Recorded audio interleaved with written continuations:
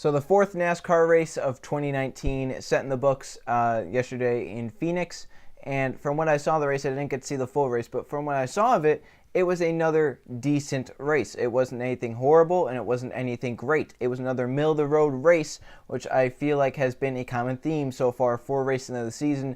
The Daytona 500 is pretty good. Atlanta, Vegas, and Phoenix have so far been decent to good.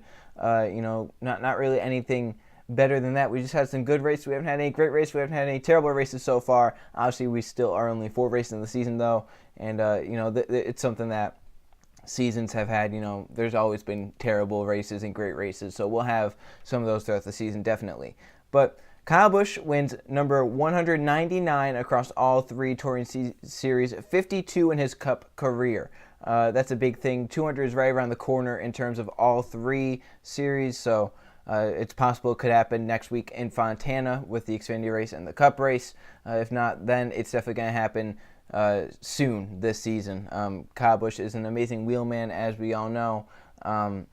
He can drive whatever he gets put behind, and that 200 wins coming sooner rather than later, and it'll be coming, very, very soon. And I know that's a very touchy subject for a lot of people.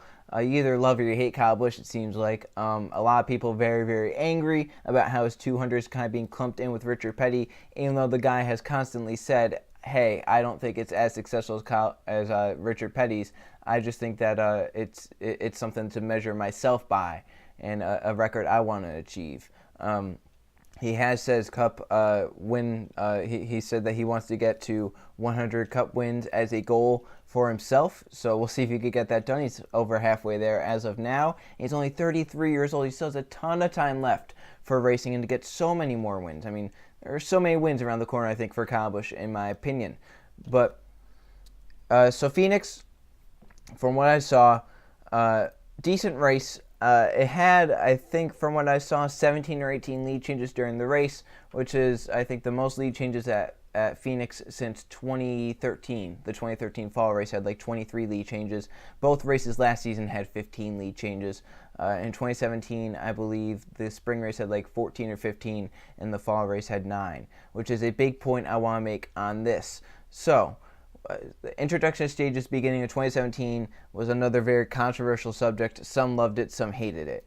And it seemed like it has worked well. It hasn't really caused anything bad as of yet. And it seems like it works better at some tracks than other tracks. For example, road courses, I feel like it takes a little bit of a strategy element out of it, especially Sonoma. Watkins Glen's kind of thrive no matter what. Sonoma, I feel like it kind of takes a little bit out of that with the long green runs and the different strategies and whatnot. But I feel like there are some races, some racetracks where stages benefit, and I think Phoenix is one of them, and here is why. From 2014 to 2017, so the profit on CNBC 500 in 2014 up until the 2016, I think it was called Can-Am 500 at that point. Throughout that, there was an average of 8.83 lead changes per each Phoenix race. That is 53 lead changes in 6 races. Now, when you go from the first 2017 Phoenix race where stages were introduced up until now the 2019 race, average of 14.2 lead changes per race, which is 71 lead changes in 5 races. So in one less race, they've gotten 18 more lead changes. Is that due to stages? Is that because of changes to the car? I don't know. I feel like it's pretty ironic that in 2014, there was like 13 lead changes in the first one, then 8. And then both 2015 races had 8, and then 2016 had like 8 and 7 or something. Like, it was absurd how low they were. And then as soon as the stages got around, consistently double digits in lead changes through 5 races with stages. So I feel like Phoenix is a racetrack which benefits with stages. And, there being stages and kind of breaking up the race into caution periods actually helps the race overall.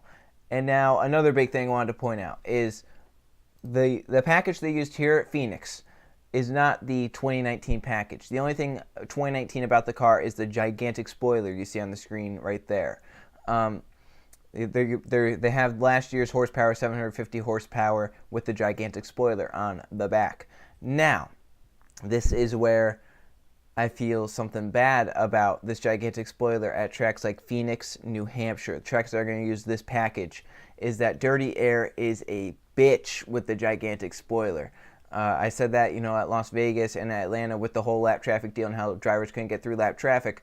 That huge spoiler in the rear end creates a ton of dirty air for the driver behind, and you do not want to be behind at all. It was talked about during the Fox broadcast. Kyle Busch would close in on Blaney, get to a certain margin, and then he would have to search around the racetrack because of how much dirty air there was. Not saying it's just a problem now, because it's been a problem since the Gen 6 was introduced. This car is horrible in terms of dirty air, but I feel like the gigantic spoiler just makes it even worse than it was before. I feel like, last season with the small spoiler, drivers could get right up to the back of one guy, get them kind of loose, get them out of the way. I feel like now if you get to the back of someone, you're not really going to get them loose. Also, good luck getting to the back of the guy, because I feel like that is going to hurt.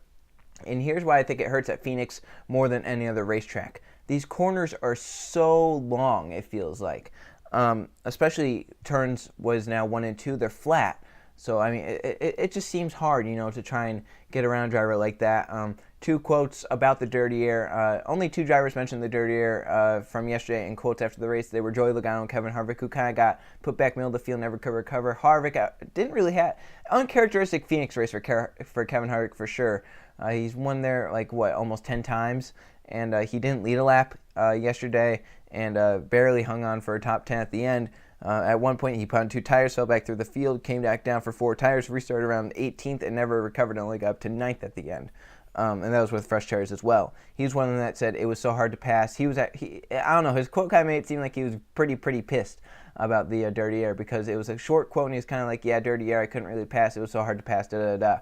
And then another one that talked about is Joey Logano, who finished inside the top 10, I believe, as well. He said basically along the lines of, yeah, it was very, very, very hard to pass. There's just so much dirty air to get behind a driver, and you just kind of stall out there. And he said that's why the restarts are so big. And we saw those 3 and 4 and 5 wide moments on restarts because of the fact that drivers knew if they could get spots on a restart, they could keep it. That's what Logano said, that if you settled into a position on a restart, you're basically set there until, unless your car went away or something like that.